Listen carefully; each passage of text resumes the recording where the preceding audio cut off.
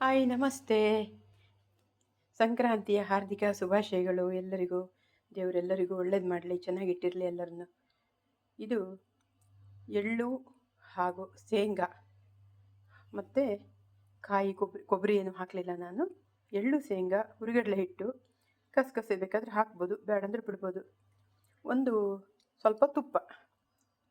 ಇದು ಹೇಗೆ ಮಾಡಿದ್ದೀನಿ ಅಂದರೆ, ಶೇಂಗಾನ ಫಸ್ಟು ನಾನು 1 kg ಶೇಂಗಾನ ಹುರಿದುಕೊಂಡೆ.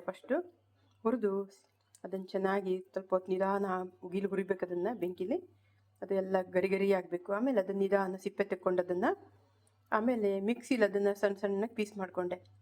ಅದೇ ರೀತಿ ಹುರಿಗಡಲೆ ಹಿಟ್ಟು ಸ್ವಲ್ಪ ರೆಡಿ ಮಾಡಿಟ್ಟಿದ್ದೆ, ಹಿಟ್ಟು ಒಂದು ಅಂದಾಜಿಗೆ ಹಾಕ್ಕೊಳ್ಳೋದು.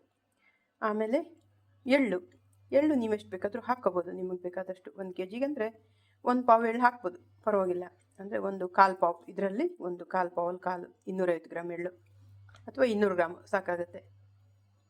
ಈಗ ಬೆಲ್ಲ ಎಷ್ಟು ಬೇಕಾದರೆ ಇದಿಷ್ಟಕ್ಕೂ ಬೆಲ್ಲ 1 kg ಸಾಕಾಗುತ್ತೆ.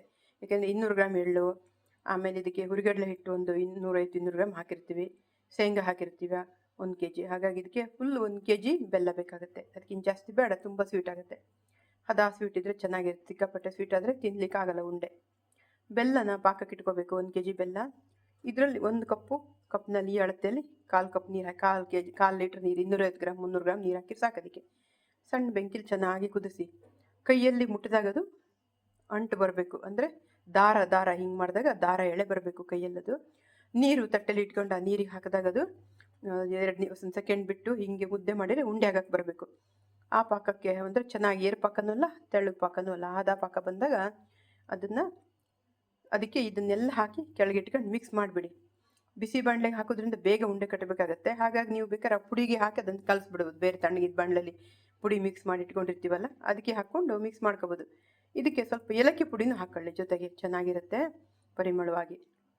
ಆಯಿತಾ? ಈಗ ನೀವು ಎಲ್ಲ ಮಿಕ್ಸ್ ಮಾಡಿಕೊಂಡು ಪುಡಿ ಮಾಡಿಟ್ಟಿದ್ದು ಶೇಂಗಾ, ಹುರಿಗಡಲೆ ಹಿಟ್ಟು, ಎಳ್ಳು, ಏಲಕ್ಕಿ ಪುಡಿ ಎಲ್ಲ ಇಟ್ಕೊಂಡಿರ್ತೀವಲ್ಲ, ಅದಕ್ಕೆ ಈಗ ಪಾಕನ ಹಾಕಿ ಚೆನ್ನಾಗಿ ಕಲಿಸ್ಕೊಳ್ಳಿ. ತುಂಬ ಹೊತ್ತು ಬಿಡೋಕ್ಕಾಗಲ್ಲ, ಯಾಕೆಂತಂದರೆ ಅದು ಗಟ್ಟಿ ಆಗಿಬಿಡುತ್ತೆ ಆದಷ್ಟು ಬೇಗ.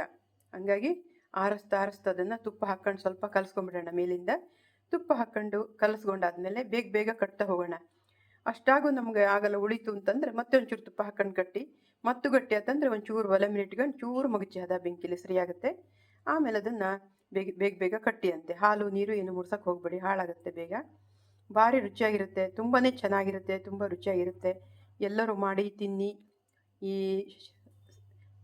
ಸಂಕ್ರಾಂತಿ ಹಬ್ಬಕ್ಕೆ. ಆಯಿತಾ? ಇನ್ಯಾರು ಗೊತ್ತಿಲ್ವೋ ಎಲ್ಲರೂ ಕಲ್ತ್ಕೊಳ್ಳಿ, ಕೇಳಿ ತಿಳಿದುಕೊಳ್ಳಿ. ಧನ್ಯವಾದಗಳು.